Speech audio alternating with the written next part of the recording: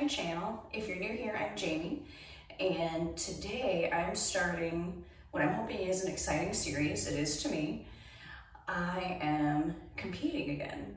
So if you haven't seen, I do have a video. My first YouTube video is my virtual competition piece that I did in August. And again, that was a virtual competition, and that was through PSO. And so I trained and recorded in my pole space here. I had some time also in studio, but I did the bulk of the work, bulk of the preparation in this home space. And the difference is now training for a live competition is that I will be doing some training here, but I will have to do more training in the studio, working on higher poles, working between two different poles, working the transitions between them on the floor, all of that. And so that is something I will be working on, and you'll see documented in the next few months. And right now it's the middle of March, and the competition isn't until the middle of June, but it's time to start. So my plan is that on the days that I'm at home, which for now is most of the time, because open pole times will be posted later. But starting here at home, I will alternate days where I'm working on spinning passes, static passes, and floor work / low pole work. So I figure taking the time to work on all those things will help me put pieces together. It'll help me focus on how I want those different passes to look. And then I'll be able to put them together partly here and then really put them together in the studio in the bigger space. So you'll see all of that process unfold. We'll see if it works. I am going from advice given to me by different teachers and also what worked in my preparing for the last competition. But again, that was different. And while I performed a lot as a dancer live on stage, this will be my first live pole competition. So that's exciting, but I think I'm ready for it. There will be ups and downs, I'm sure, but you'll see it and you'll hear me talk through it. And just know that if you are dabbling with the idea of competing, just try it.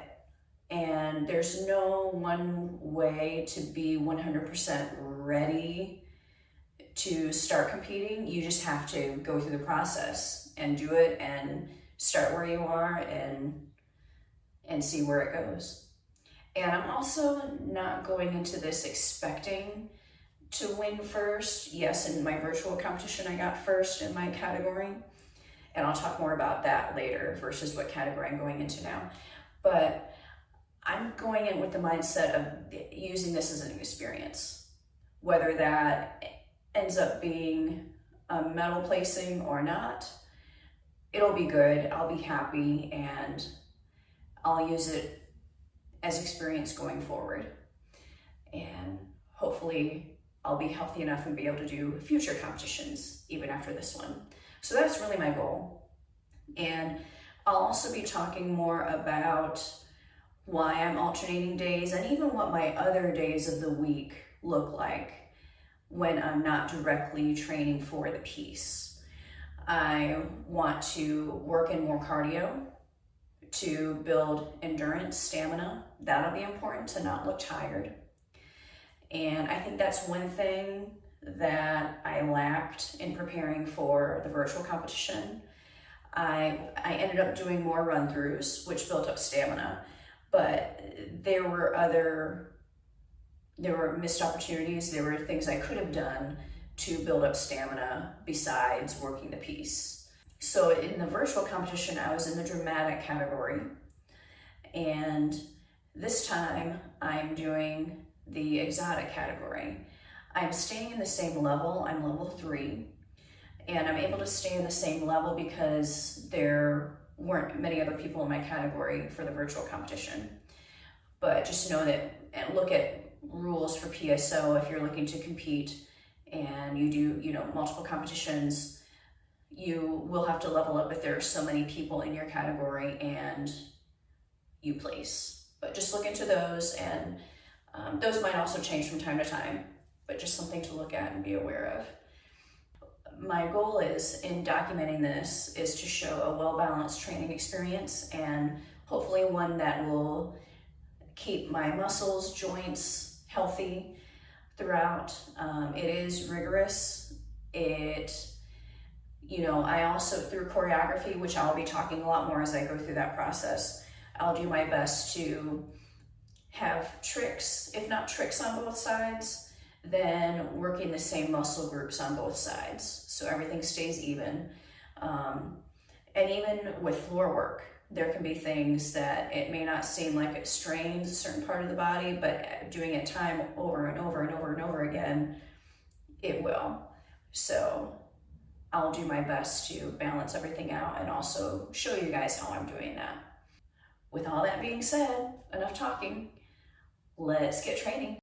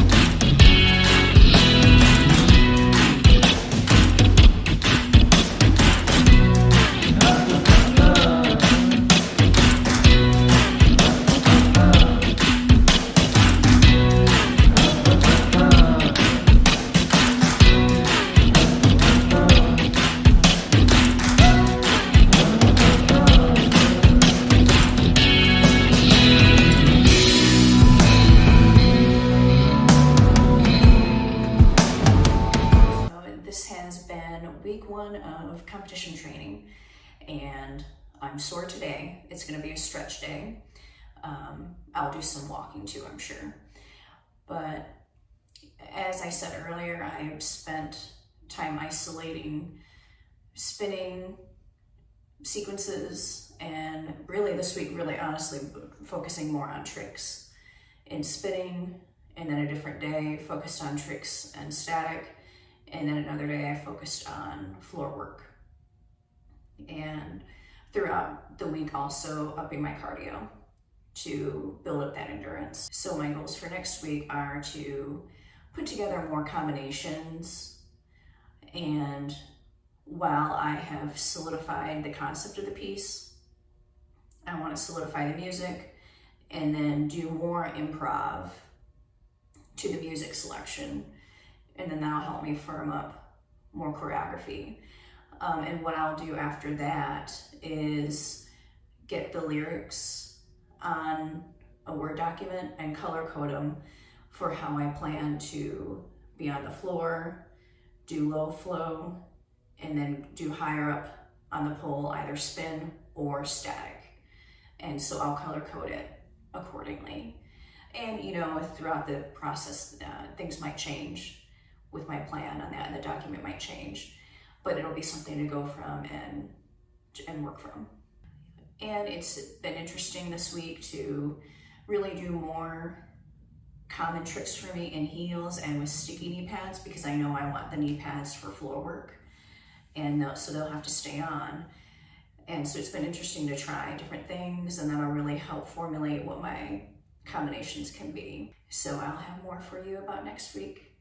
Let me know if you have any questions in the comments below, and like and subscribe if this is helpful to you.